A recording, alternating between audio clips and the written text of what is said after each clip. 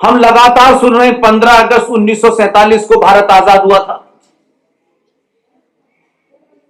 दुनिया का छोटा से छोटा देश आपको नहीं मिलेगा जो अपने बारे में झूठ चौराहे चौराहे बोलता हो। राजनीतिक लोग बोल रहे हैं, विश्वविद्यालय में लोग बोल रहे हैं, बुद्धिजीवी बोल रहे हैं, आपके मठों मंदिरों में रहने वाले झूठ बोल रहे हैं। क्योंकि किसी भी चीज पे सवाल वैसे हम हजारों चीजों पे उठाते हैं, भगवान राम थे नहीं थे, सीता जी के साथ क्या, सब पे सवाल उठा रहे हैं, लेकिन जो हमारी आंखों के सामने हो रहा है उस पे हम बात नहीं करना चाहते। 15 अगस्त 1947 को भारत आजाद नहीं हुआ है। न 15 अगस्त 1947 की कोई आजादी की डेट है, लेकिन झूठ चल रहा है। कोई किताब नहीं है, ना ब्रिटिश लाइब्रेरी में है, ना आर्काइव में है, ना भारत में है, ना लोकसभा में है, कहीं नहीं है। और ये कोई हजारों साल नहीं, कुछ मुश्किल से 73-74 साल हुए हैं आपको। इसलिए एक बना बनाया नैरेटिव जब चलता है और समाज उसके पीछे चलने लगता है तो वो भीड़ तंत्र होता है। जो आता है वो अपने मन की एक बकवास करता है और चला जाता है, और हम उसी के आगे पीछे घूमते रहते हैं।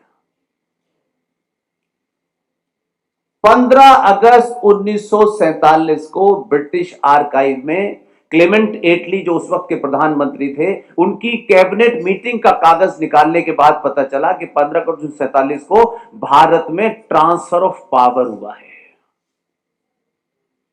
सत्ता का हस्तांतरण। सत्ता के हस्तांतरण को आजादी नहीं कहते। इसलिए ये जो संविधान है जिसे सर पे लेकर सुबह से शाम घूम रहे हैं, ये संविधान भी गवर्नमेंट ऑफ इंडिया एक्ट 1935 की फोटोकॉपी है। किस चीज से आप आजाद हुए हैं?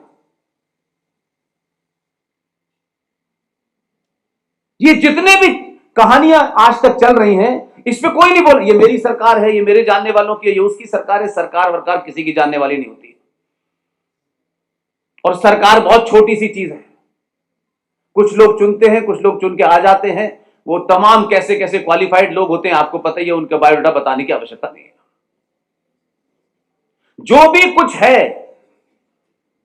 उसकी आत्मा राष्ट्र होता है। लेकिन हम राष्ट्र और सरकार और देश में फर्क नहीं कर पा रहे हैं। इसलिए हम सरकारों पर निर्भर हैं कि सरकार हमें बताएगी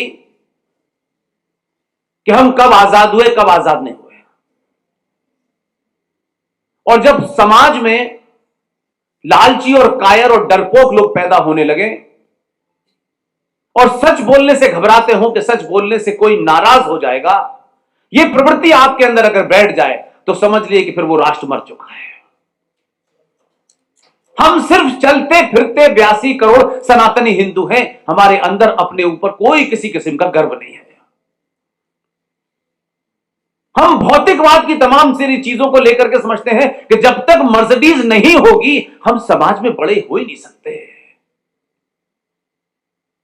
इसलिए आपके रोजमर्रा के नैरेटिव भी इतने गलत हैं कि कभी कभी आपको लगता है कि आप जाना चाहते थे दिल्ली, लेकिन बैठे हैं आप लखनऊ की ट्रेन में, और इसमें कुछ इन्वेस्टमेंट नहीं है। ये कोई आपको विश्वविद्यालय नहीं पढ़ाएगा। इसलिए जहां से आपको पता चलना चाहिए था वहां से कोई सोर्स ही नहीं है, उस पर चिंता ही नहीं है। हमने मंदिरों को आस्था का केंद्र बना दिया है। हम आस्था के लिए जाते हैं, यहां पर हमारा काम होगा, इस मंदिर में भंडारा कराने से बेटी की शादी होगी तो यही मंदिर। हम 99% लोग मंदिर अपने काम कराने के लिए अर्जी देने जाते हैं, और अगर यह मंदिर के इस भगवान से, इस मंदिर से यह काम नहीं हुआ तो हम दूसरे मंदिर चले जाते हैं। और मंदिरों की इतनी लंबी गिनती होने के बावजूद भी जब आपका काम नहीं बना तो आप चांदनिया को भी मंदिर में बैठा के कहते हो यही शायद हमारी दुआ पूरी करते हैं। क्योंकि हम अंदर से कमजोर हैं, लालची हैं, कायर हैं। इसलिए हर चीज का हल ढूंढने के लिए वहां जाते हैं। जो हल आपको करना है वो मंदिर को नहीं करना है। इसलिए हमको यह भी नहीं पता, क्योंकि राजनीतिक लोग जब इसे मुद्दा बनाएंगे तब आपको पता चलेगा। मैं उल्टा करना चाहता हूं कि समाज तय करे कि मुद्दा क्या है, सरकार बाद में तय करे। सरकारों में एक से एक कलाकार आता है और अपना टर्म पूरा करके चला जाता है। और उन महामूर्खों का जो जमावड़ा है वो कोई ना कोई नया कानून बनाते हैं और हमें पता तक नहीं चलता। हम दीनहीन की तरह उनके बनाए कानून को बस रोते रहते हैं और फिर 20 साल तक इंतजार करते हैं कोई एक सरकार आएगी, ये हमारी जैसी होगी, फिर इसमें से ये कानून पास होगा। तब तक 3 जनरेशन निकल जाती है। कोई हमको अपना मुद्दा पता ही नहीं है। हम हिंदू हैं क्योंकि नाम के आगे हमारे कुछ हिंदू जैसे शब्द लगे हैं। सरकारों से भीख मांगने की प्रवृत्ति सिर्फ हिंदू की है। और भी आपके साथ लोग रह रहे हैं, आपसे ज्यादा गरीब हैं, आपसे तो ना के बराबर की गिनती में इस देश में है। क्योंकि जो समाज के अंदर से पुरुषार्थ पैदा होना चाहिए था वो नहीं पैदा होगा। हम सबने सबलेट कर दिया है सारा काम। ये करेंगे, फिर इसको ये भी करना चाहिए, फिर उसको वो भी करना चाहिए। सारे काम उसी से कराने, अपने आप कुछ नहीं करना। इस देश में लाखों मंदिर होंगे, लाखों मंदिर होंगे, लेकिन 42,000 मंदिर जिसपे सरकार ने 82 करोड़ हिंदुओं की अनदेखी करके कानून बना दिया।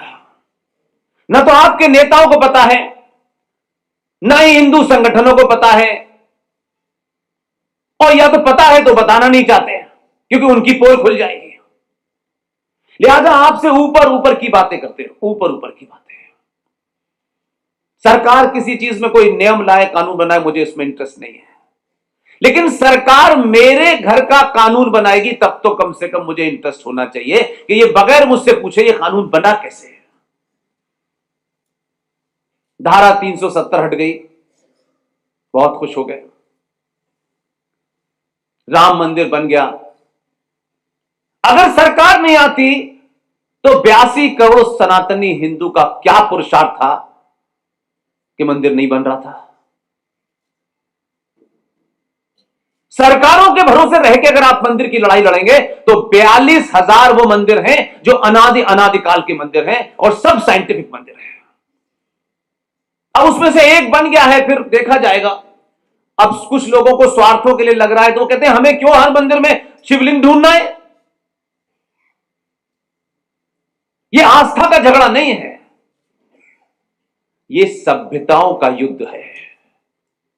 हमारी क्या सभ्यता थी, उसमें क्या क्या चीजें थी, उसे पुनर्स्थापित करने का युद्ध है। ये आस्था वास्था का मतलब नहीं है। राम मंदिर ले लिया, 500 साल की लड़ाई लड़के हमने बहुत। अब किससे लड़ाई लड़ी, किससे लड़ाई लड़ रहे थे? कौन था आपके सामने जिससे आप लड़ाई लड़ रहे थे?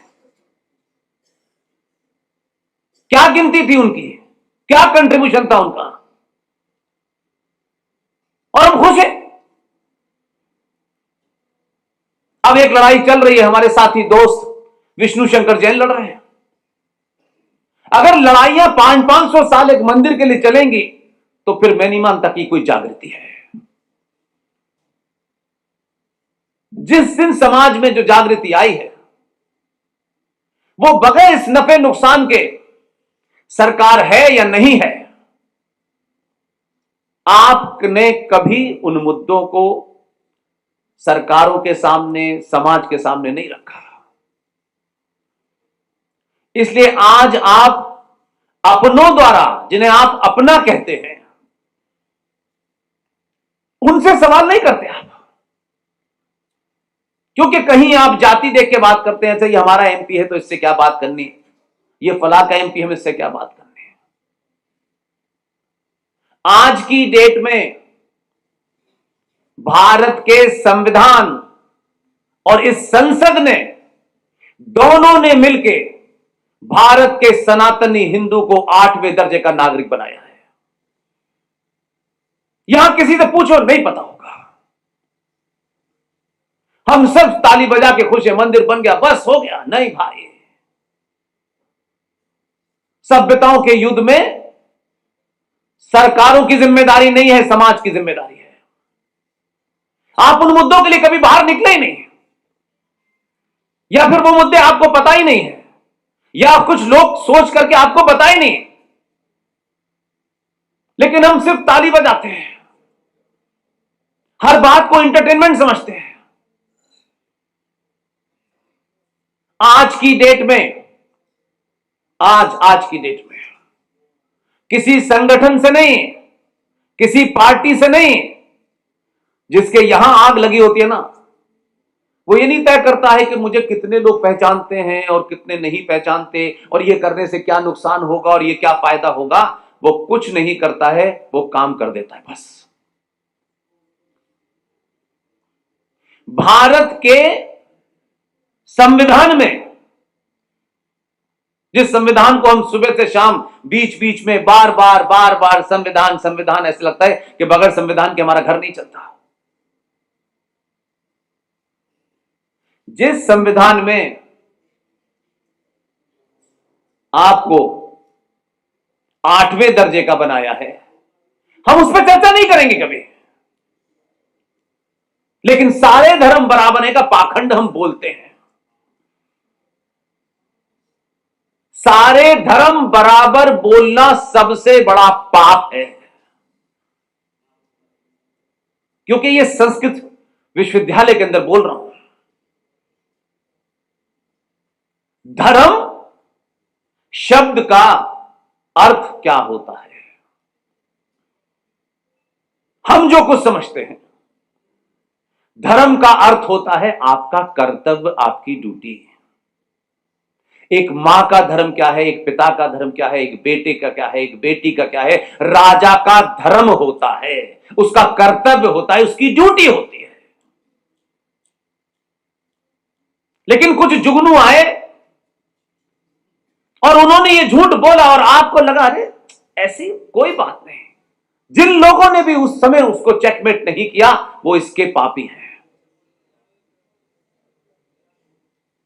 धर्म कभी रिलीजन का पर्यायवाची नहीं हो सकता। रिलीजन का अगर कोई पर्यायवाची होना है तो वो पंथ होगा।